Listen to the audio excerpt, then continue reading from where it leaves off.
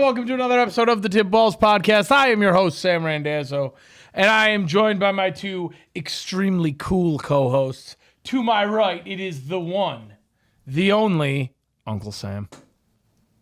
Hola. Cultured. And to my left, it is none other than our very own Mr. Zolo, Mike Pereira. I've asked you this before, but just to be clear, when you go home, you speak Spanish, right? No, I speak English. I know. Oh, you do? Why would I speak Spanish? Because you just spoke Spanish. Everybody in your house speaks Spanish. Everybody in my house speaks English. except And my wife. Spanish. No, they speak English. I thought it was... Nobody in my house speaks Spanish. When you talk to your Nobody. wife, you speak. My wife You talk to her in does. English or That's it. Spanish. When you talk to your wife. Everybody else speaks English. Yeah, when you talk to Aunt Laura, do you speak in English or Spanglish? English. Is it Spang, like a mix? No, it's English. Good. All right. But you're fluent. No. I'd say you're pretty damn close to fluent. No. You want to know what was funny? Shout out to Garrett. I was watching Garrett try and speak Spanish the other day. That's a fucking good time. How do you It's do like, how do you say cucumber in Spanish? I was Pepino. like, yeah. Behind the computer, absolutely buttering his own cob. It is Bruce the Tugboat Venditti. I can't wait to tell you. Howdy. We're done today about this fucking... Go ahead. Well, you have to, don't leave any secrets. No, I won't. We're editing not this. doing it. What's the secret? We're editing this so he can cut it out if No, it's bad. forget about it. Are you sure? Forget about it. Anyways, welcome to a very special episode today. We are doing an interview that we've been very patiently waiting for. We're very excited about it. It's a name that you guys will all most definitely recognize. But before we get to that, I have to ask, Uncle Sam, how has your week been so far? Great. Why just great? It's fucking great. Living the dream. High points, low points, pits, peaks? High points, I guess I'm still here, and low points is because I'm still here. Zolo, how's your week going so far? How'd Pickle go? Pickle went great yesterday. It's one of those. I know what he's saying. It's like, why was I born? I didn't choose to be here. I didn't choose to be born. Right?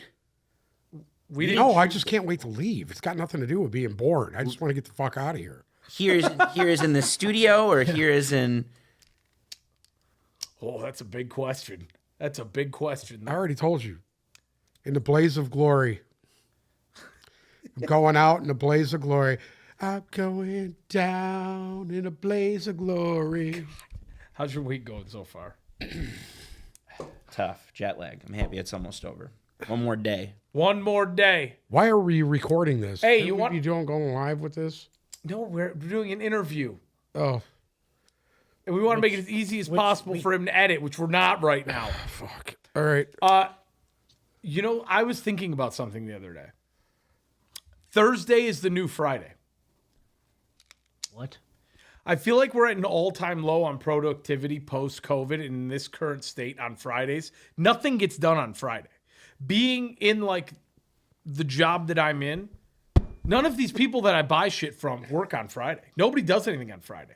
Friday is like, you show up, you have a cup of coffee, you wave, and you leave. Thursday is the new Friday. Everybody's trying to finish their week up on Thursday.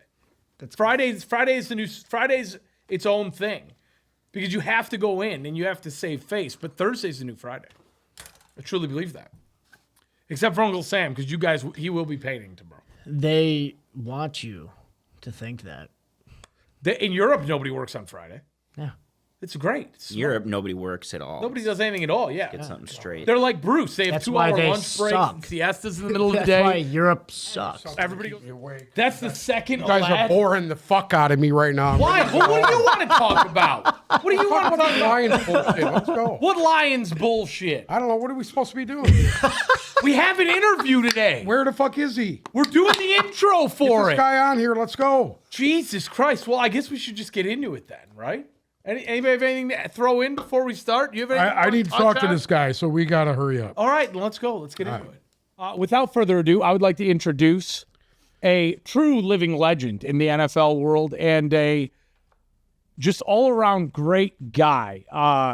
The current vice president of officiating for the UFL, the former vice president of officiating for the NFL, and the man who invented rules analysts, just all in its own, Mike Pereira. Welcome to the show. if I'm like a living legend, does that mean when I'm dead, I'm no longer a legend at all, or what? No. It's only a current thing, or what? I think the legend moniker never drops. I'll be to quote the dead legend Mike Pereira. I mean, I figured that out. No, I think once a legend, always a legend. Mike. Amen. Yeah, 100%. Once a legend, always a legend. Welcome. Thank you for coming on. It's good to have you. Real quick, we wanted to talk about your charity first and foremost, because that's how, long story short, the reason we were able to connect with Mike is my uncle sat with him on the way from Detroit to LAX a couple weeks ago.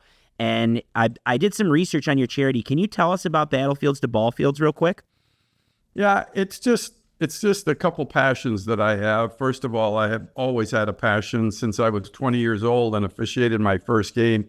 I've always had a passion for officiating, and then I've had a passion for service members too. My dad served in the Coast Guard actually in World War II, and so it's very meaningful for me in terms of the veteran status and the things that they don't have, the opportunities that they're not afforded. And so I kind of concocted a plan to where we could get veterans to sign up to become officials, to fill the shortages that are going around the country right now, to make them part of a team again, to put them in brand spanking new uniforms, and give them again a chance to act as a role model. And so we started that in 2017, and we're still going at it. We've given over 1,000 scholarships, 38 different states, and I'm very proud of that.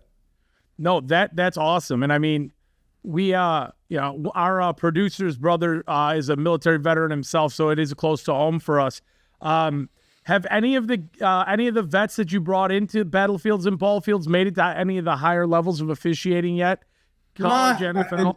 We have one on the East Coast that's a replay official in a college conference there. We have one here in my area in Sacramento, California, that's only been working for 3 years, and he got picked up with a small college conference in Texas. But it takes a while. I mean, I started officiating in 1970 and didn't get into the league, the NFL, until 1996. So I spent 26 years officiating. Pop Warner football I started, and then to freshman football, varsity, high school football, then to small college, then to the bigger colleges and the WAC and the Big West Conference. But it takes a long time. It's not easy to do. It's not a physical exercise. It's a mental exercise.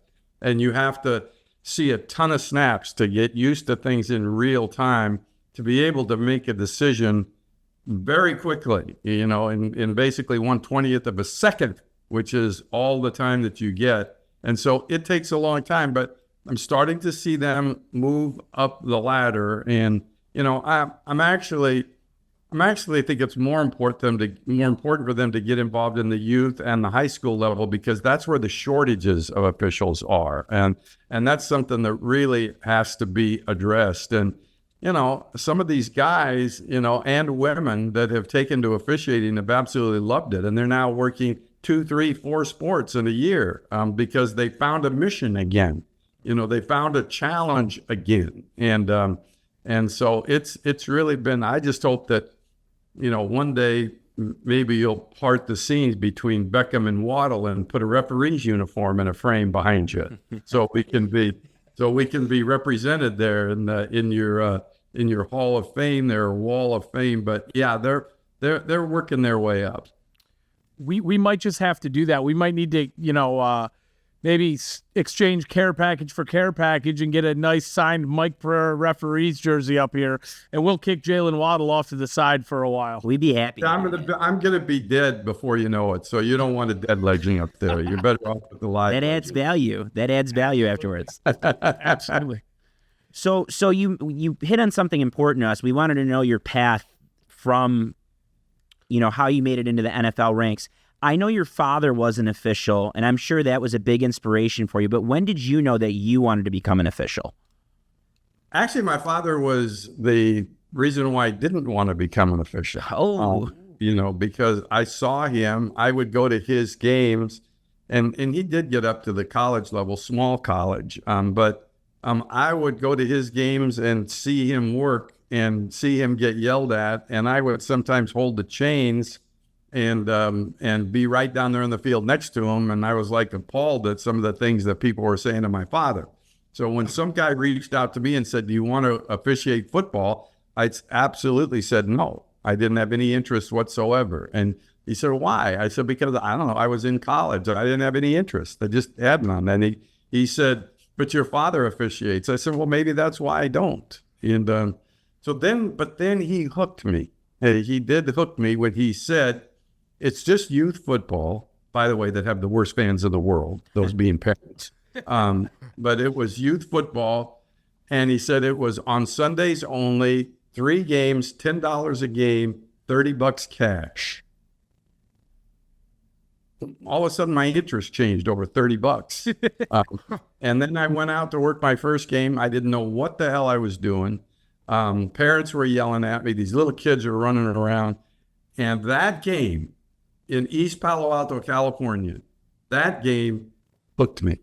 I mean, it was like somebody injected adrenaline into my arm, and I just got, it's like I found I wasn't good in school. I wasn't very good in baseball. I mean, I was pretty good, but wasn't very good. Never played football. But all of a sudden I found my love. I found my thing, being out there with kids, trying to adjudicate fairness and listening to the parents that were yelling at me, and it just hooked me. And so I've been involved. 1970. Well, that computes out the 54 years that I've been involved with officiating in some shape or form, whether it's the on the field, the administrative side, or now the media side. I've been involved with it every year except for last year when my back was blown out and I had to get massive surgery, so I missed a year. But I'm back this year, ready to go. At what point was it, starting at pretty much all the way at the bottom for doing the youth games for, like you said, $30 for a weekend? At what point did you realize, like, oh, I'm going to do this at the college level? And then even further, at what point was it where you were like, I meant to do this in a pro level at the top of the top? Never did. Never really did interest me at the pro level. I just was happy doing what I was doing. And even when I got to high school varsity, I was content with high school varsity. I thought that was cool. When I got to do junior college football, I thought that was great. And then when I got to more of the major college, what turned it for me is when I saw some of my peers being selected into the NFL. I hadn't even applied. And so, when I saw the Tony Karenis, who was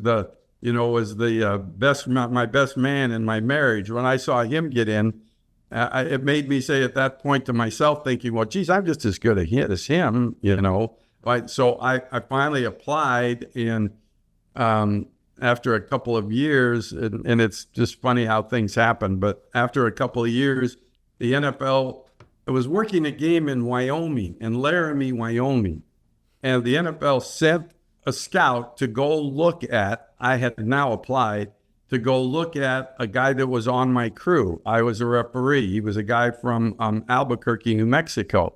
So I did the game. I came back to Denver, drove back to Denver, and the NFL crew was at the same hotel, and Jerry Seaman was the head of officiating. And the scout, went to Jerry. Jerry said, "Did you look at Lloyd?" And scout told him, he said, "Hey, I don't think he's got it. I really didn't like him, but the referee was really good. I don't know if he's on your list, but he's really good. And I would strongly support him." Well, Jerry checked the list. I was on the list the next season I was in. So it's so damn funny how things happen. A scout went to see another official, saw me, and that's how I got in. And the scout's name was Bama Glass, Alabama Glass, from Denver, Colorado. And I've been thankful to him since that day when he happened to see Jerry Seaman in the hotel in Denver. Does Bama Glass still work for the league? Do you know? Is he still alive? I should start there. He's a dead legend. He's one of those. True dead legend. He's a legend. Great name. Hell of a name. Yeah. That's a great name. That is. So did you prefer calling do you have a preference between any level of football? Did you prefer officiating college games over pro games, or sounds like you had an affection for youth games? But what was your favorite?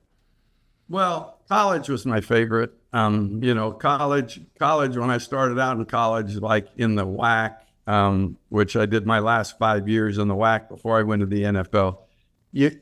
The officials nowadays are so under pressure. I mean, it's with all the social media that's out there, and with the way that they are treated now, they're graded on everything they do. I mean, you literally, they're now taking the number of steps with these new watches that they're putting on you so they can measure everything about you. And in my day, we called it Football Friday. And Football Friday means you had to be on the first tee by noon on Friday. And so you played golf, and then you went out to dinner. And after golf, you went out to dinner, and you might have a 1 o'clock game the next day, and you still had cocktails. You still had cocktails at dinner, and so it was very low key. And I mean, you had a supervisor who would maybe make some comments, but it just wasn't the pressure that's there now. Now you can't drink the night before a game. Once you leave your house, you can't have a drink until you get back home. Everything is graded. You wait to get these downgrades, and if they get too many downgrades, you're going to get fired or you're not going to make the playoffs. And so once I went through that college thing and then went into the NFL, it wasn't any fun. It was hard. It was ridiculously hard. I mean, it's the players. I mean, even back then, I was only on the field for a couple of years before I went to the office. But in college, you might have one guy that's fast. You got 11 guys on each team that are fast. And some of those fast guys weigh 330 pounds. I mean, it's brutally difficult, and you're under so much pressure. And it took the fun out of it. And that's okay. I mean, it is a business, I guess. But it's just, to me, I kind of have... I've seen officiating change so much over the years. There's art and there's science, believe it or not, when it comes into officiating.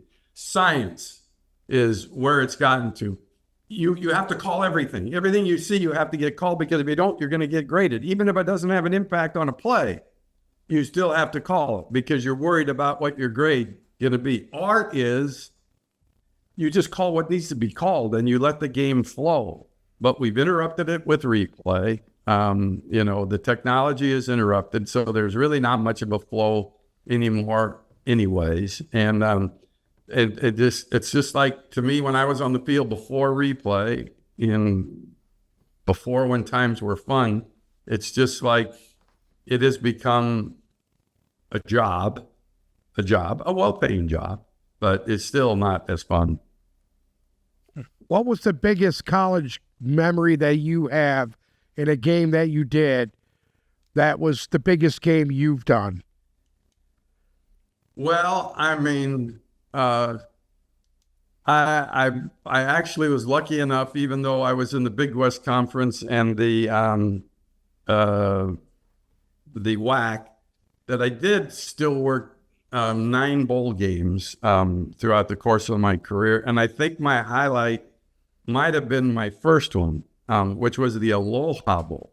It was the Aloha Bowl. Can't remember who the teams were. All I know is I woke up in a hotel for the game that day and was trying to mentally get myself ready for my first bowl game. And I looked out the window in Oahu, out in the water, and there came Santa Claus on a surfboard surfing in toward the beach. And I said, this is football. This is football. And those are really what I looked forward to. Those experiences that you got that were part of the field. Look, I mean, it was a long time ago for me. And people say, they say to officials, what's the best call you ever made? And most officials, including me, would go, man, I don't know. What's the worst call you ever made? Oh, right off the top of my head. For me, I blew the biggest illegal contact call in the division championship game, Kansas City hosting Denver. So this is after the 1997 season. Biggest ass illegal contact penalty that anybody could call from home. And I choked. I swallowed the olive. I mean, every terminology that you can use about a guy that succumbed to the pressure, it was me. And I blew it. And it went against Denver. It should have been called to benefit Denver. It didn't. I was on Denver's sideline, of course. Mike Shanahan was reading me like the riot act, like you couldn't believe. I couldn't do anything because shortly after, I knew that I blew it. And the next year, I went into the office in New York and became a supervisor, and then eventually became the head of officiating. And I never went back and looked at it. I never went back and looked at it till I had left the NFL. I've been with Fox for about 4 years. I was at my sister's house, and somebody asked me the question. I thought, I wonder if I could ever pull that game up. And nowadays, you go on YouTube and you pull it up. And I let it run. I remember it was third quarter. I let it run, and it got to the third quarter, and here was this play that happened. And I thought, they are going to be ripping me. It was Mike Patrick, Joe Theismann, and Paul McGuire. And I thought they're going to be ripping me for blowing that call. The play happened, and they showed one replay, and they said, well, that looks like it could be illegal contact. And that was all they said. And we played on. We didn't have replay, so they weren't replaying different shots back and forth. And I thought, God dang it. If I knew that's all they were going to say, I would have watched this earlier. But I'll never, I can't remember my best. But I could give you a humor one. Was in the same actual game when Tony Gonzalez in the fourth quarter went up to try to catch the winning touchdown, and he got contacted and knocked out of bounds. And in those days, they had the force out rule. So if you would have come down in bounds and the guy blocked you out of bounds, then you could make it a catch. And so this happened, and it was in between me and this veteran head linesman. And my first playoff game, and only my first and only, and then only my second year in the league. And I remember looking at the head linesman, and it was a tough call. And the head linesman gave me this. And so he left it to me to make the call. So I ruled incomplete, which turned out to be the right call because they collided while they were both trying to make a play on the ball. He didn't intentionally knock them out of bounds. And then when I got my grades back on my final game in the playoffs, you get graded correct calls, which are CCs, incorrect calls, which are ICs, MCs, which are marginal calls. All of your decisions are graded like that. I was the first one ever to get a GG. A GG. It comes out on the sheet. A GG. And so then I called. I said, I don't get this. What's GG stand for? And the guy that graded the game said, good guess. I said, well, okay. As long as I got it right, then that's good. Oh my gosh, funny. So you've kind of alluded to it a little bit, how the fun got taken out of it as soon as you got to the pros. But why was there a specific reason that you moved from the field to the front office? Yeah, because when I was my final 2 years, in my final year, actually, in the Western Athletic Conference, I didn't think I was going to get into the NFL. And so I thought that it had passed me by because I was 46. And I thought that's I'm probably not going to get it. I applied a little bit late. Well, then the WAC asked me if I would be their supervisor of officials, take over their officiating program, leave the field and take over their officiating program. And, I was officiating the WAC. I didn't think I had any more upward space to go. And so I thought about it. I had 9 bowl games or whatever it is. And I decided, okay, I'll do it. So I retired I retired from on the field and I took the job as the head of officials for the WAC. About 4 days after I retired and made the commitment to become the supervisor of the WAC, I got a call from the NFL telling me that I was going to be a finalist, a candidate, and they were going to start all the process you go through, the vetting to become an official, which includes FBI investigations and bank stuff and psychological tests. They said I was going to be a finalist, and so then I went to the WAC. Carl Benson was another guy that was instrumental for getting me to where I am, because I said I can't take this job. I got to stay in the field. I mean, my dream had become to be in the NFL, and he said, "Could you do both? Could you be the supervisor of the WAC and work in the NFL?" We said we finally decided that we could, so I did that. What turned out to be 2 years as the head of officiating for the WAC, and I loved it. I loved the administrative side. I loved dealing with the coaches. I loved dealing with the athletic directors. I loved teaching the officials.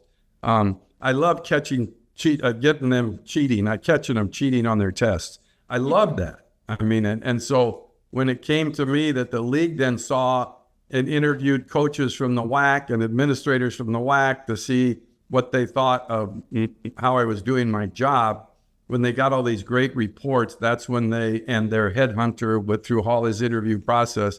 I decided to leave the field just because I knew I would enjoy the full body of work being the head of officiating versus the 3 hours that you're on the field. And so although many, many people advised me not to, I mean, here's a guy that only been in the league for 2 years, and now he's living in Sacramento, California. He's going to move to New York City and live in New York City and take this job. And people said, "No, you got to stay on the field. You'll be a referee in the NFL in a couple of years." It's still the one job in the world that I wanted. So I took it, and I can honestly say I never have regretted for a single solitary day that decision. I mean, it's opened so many doors, and I was back there for 12 years. I was back there working the league office, and I don't care how many people yelled at me, how many people threatened me, and I'm talking coaches here and general managers and stuff, and your own damn commissioner. I still loved every second of it. So I've been so fortunate. It's unbelievable. Prior to you beginning the rule analyst position at Fox, we truly could not think of and or find anybody who was on TV to explain and break down calls as you were. How did that position come about? Did Fox call you, or was there any sort of specific story behind that position?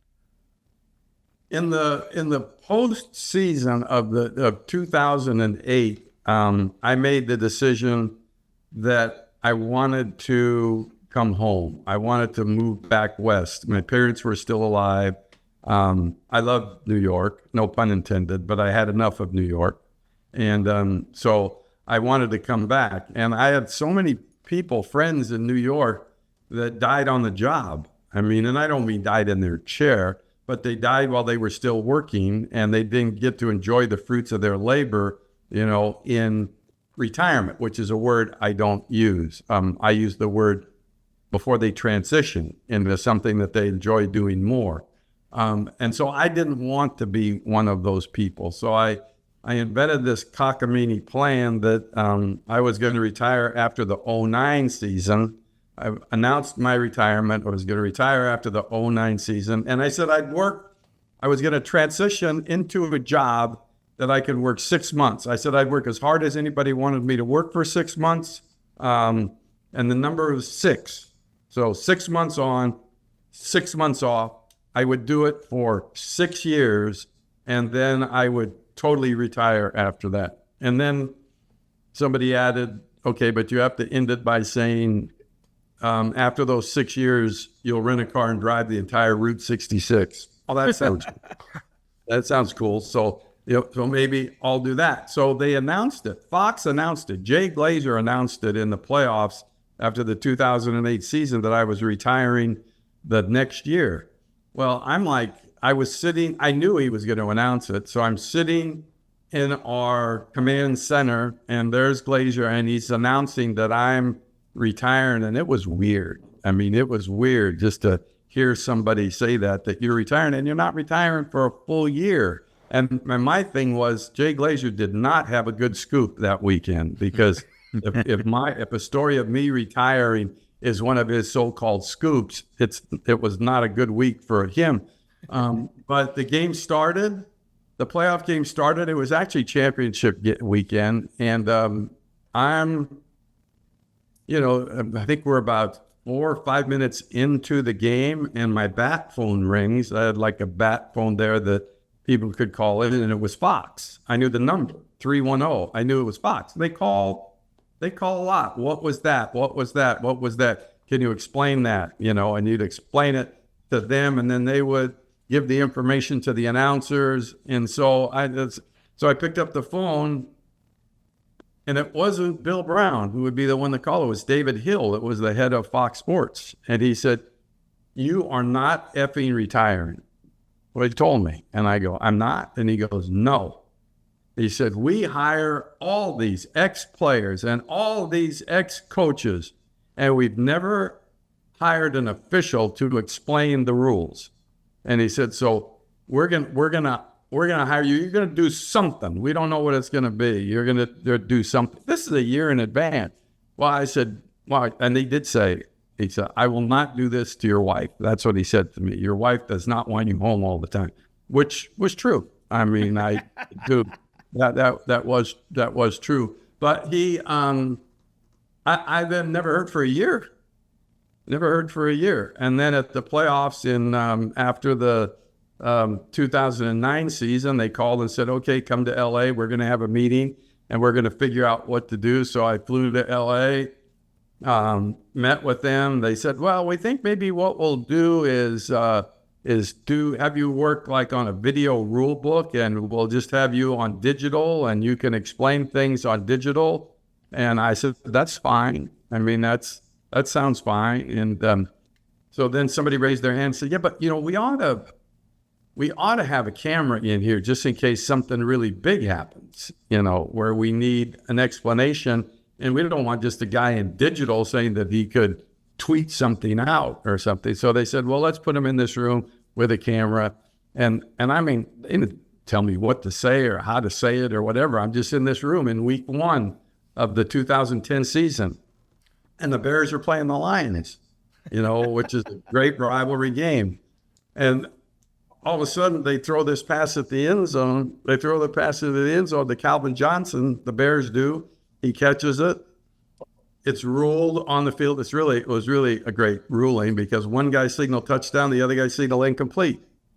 So they went with incomplete on the field. And so now this is the game winner. If that's a touchdown, it's a game winner. So then all of a sudden they said to me, "Can you go on? Will you go on to this?" And I'm going, "Will I go on? You want me to go on? This is my first time, and you want me to go on to talk about this catch, whether it's a touchdown or not?" And everybody thought it was a touchdown.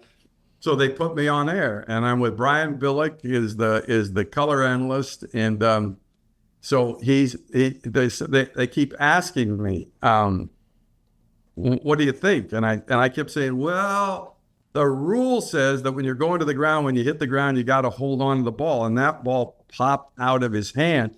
And they said, "Yeah, I know, but the feet were down, the knees were down, he was rolling over and all that."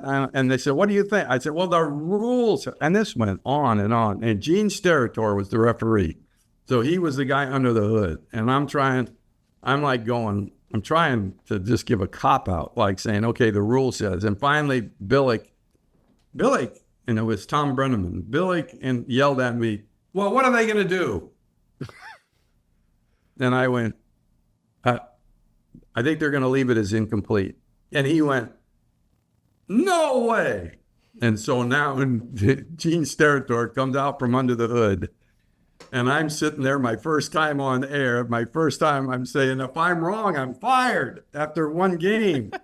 and he comes on and says, the ruling, after review, the ruling on the field stands. It's an incomplete pass.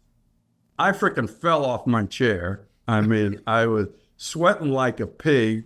Fox executives came in and said, you hit a home run, a grand slam in your first game. This is the best thing ever. The next day, I got a call from the NFL. That was fantastic. The NFL people said, you took the controversy, the heat off the officials. You put it on the rule where it belonged, and you explained it right. So, and they said, this is the greatest thing in the world. And so week one, I'm like, this is great. This is great. Week two, there's a pass interference call, and I go on and say, I don't like the call. I don't like the call. There wasn't enough restriction. League called me right afterwards, said, you suck. You don't belong in this position.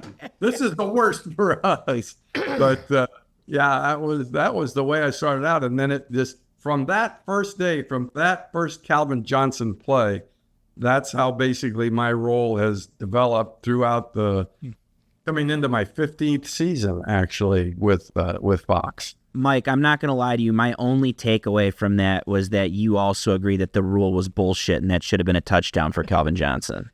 How about this? Well, now it is, by the way, yes, because he took an additional third step. But how about this? While Steratore was under the hood, in those days, the referees were making the final decision. They're not now. New York's making the final decision.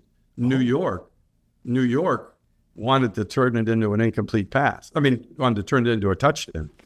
And Steratore said, I will not turn it into a touchdown.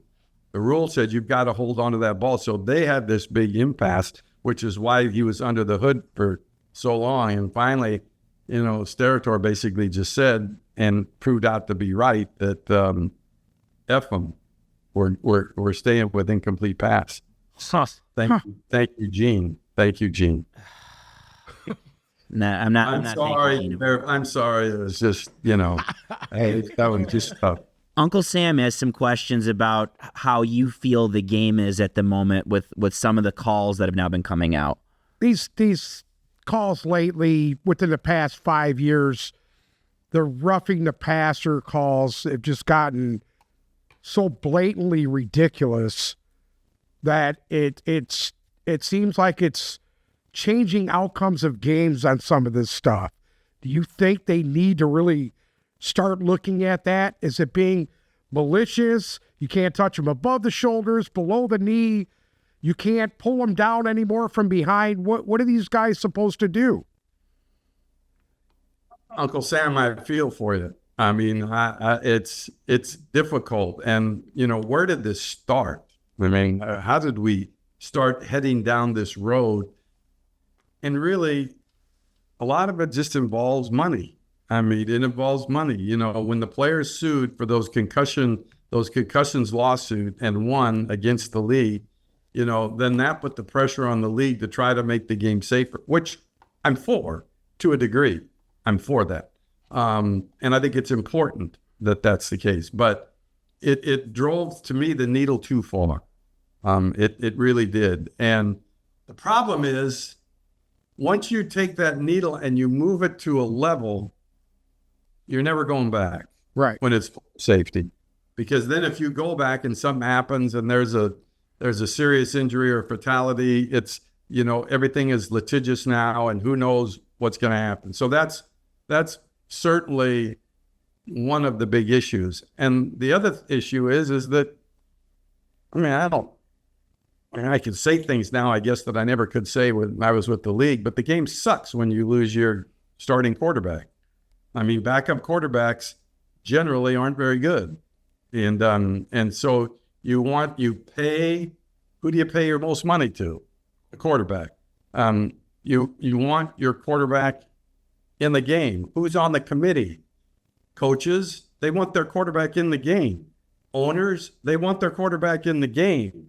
So momentum has always been toward that movement. And I know it's not just quarterbacks, but it's the one that gets the most notoriety of the quarterbacks. Now, Uncle Sam, for you, this year, the league is going to expand the role of replay to allow them to look at hits on the quarterbacks that are called.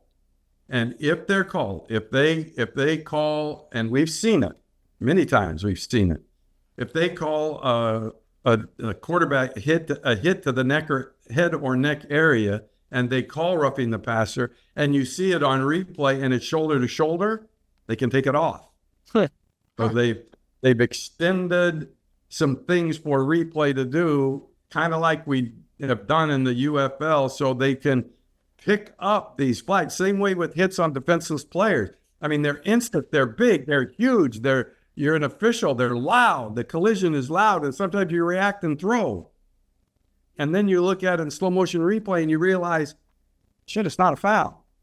Not a foul. Well, now replay is going to be able to pick it up. That's good. That's good. They can't add it, but they can pick it up. Now, Tom Brady has openly said that they've made the game too soft. Yeah. Tom Brady. And I can't wait, since I'm going to be next to him in the broadcast booth this year in most of the games. I can't wait for him to say, this game's too soft when a quarterback gets hit, because I'm going to fire up and say, it's because of you, damn it, that we have these rules. So why can't you hit the guy low? Because that Kansas City guy rolled into you. And so we changed the rule. So it's hard for us that have been around the game for a long time to see it get to this point. I mean, look, you want the game to be as safe as possible. But you don't want to take the aggression out of the game either. So it's just something that we have to live with. Yeah, it's too much with the kickoff rules. The kickoff rules now, and they're just taking as much physicality away from the game as they can. Well, but the kickoff rule, at least they took the physicality out of the game, because only 14% of kickoffs were returned last year. Right. So now they want to put it back in.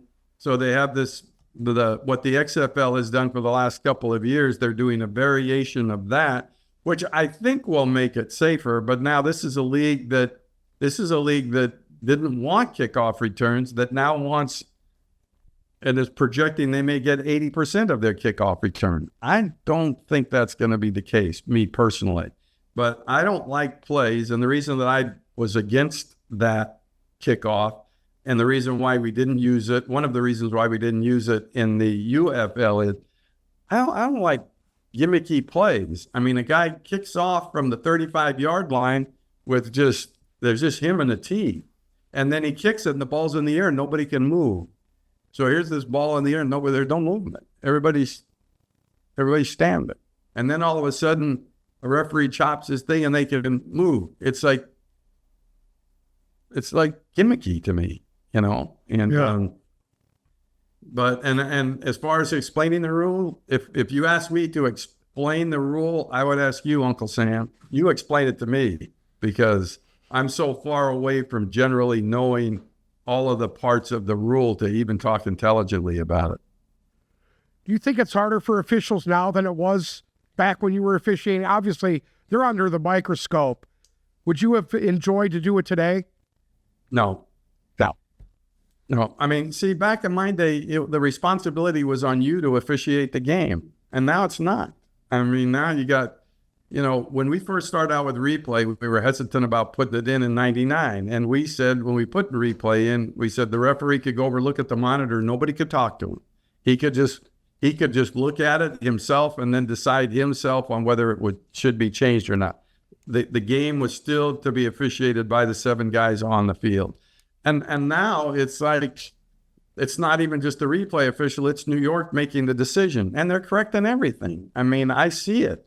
I mean, I can see it without hearing it, but then I know what's going on. I mean, it's like anymore, you get a damn punt return, and the punt returner runs out of bounds at the 35, but he actually was out of bounds at the 34. Big brother comes in and says, "Oh, put the ball at the 34-yard line." So they're getting involved in everything. When you threw a flag back in my day for pass interference, it's a spot foul. You had to get the spot. Now you got replay going, the spot of the foul was the 38-yard line. and then you go. So they to me, in some ways, when you look at replay, it's made officiating worse because you're reliant on an outside force and you're protected by an outside force, which is replay. And so you become a little tentative. And I think that's why I wouldn't want to be an official today. I mean, it would take more than $30 for a Sunday to make me an official nowadays, but I would not want to be an official in the NFL. And college is getting that way too. They all have their own command centers now. Everything trickles down from the NFL, and it's pretty much the same in college too. I'm not going back unless I can play golf on Friday and drink on Friday night, and then work my game on Saturday, and then go home. Mike, I'm pretty sure that if we could, we would sit here and talk to you all day long. And honest to God, we're going to stop at nothing to get you back here because we have so many more questions for you. We don't want to take up any more of your time today. And I want to tell you how much fun we had talking to you, and thank you so much for coming on with us. And truly, we would love to have you back because we just scratched the surface with what we had. But yeah, I can't thank you enough for giving us that insight from the other side of the game that a lot of people don't get. So I really, really appreciate you spending some time with us. And by the way, if anybody has any interest in looking a little bit further into our foundation, Battlefields to Ballfields, you can just go online to our website at Battlefields2, the number 2, Battlefields2Ballfields.org, and you can get a lot more information. And if you're interested in becoming a mentor or being on our mailing list or whatever, we would love to have you. Yes, and that the link to Battlefields to Ballfields.org will be in the bio on our YouTube as well. If you're listening to us on Spotify or Apple, make sure to visit Battlefields2Ballfields.org. And listen, it's a great cause, helping a lot of guys out and fueling the side of football that's not playing football, which is just as important, if not more important, than the players. So you definitely need to go check out www.battlefieldstoballfields.org and support that incredible organization. Mike, I can't thank you enough. Hey, you guys are great. I'd love to do it again. So, you never know who you're going to meet on an airplane flying from Detroit to LAX. But Michael's uncle made this connection, and you guys are great. So I'd love to come back on again. Yes, please. 100%. We didn't even scratch the surface. We might have got through 10% of our questions. So we got to have you back after the first big call. It's because I talk too much. That's what we want. That's all right. That's good. Listen, every good interview involves a lot of talking. I will say that. Thank you so much. We really appreciate it. We can't wait to have you back. God bless you, sir. You got it. Thank you. Thanks, Mike.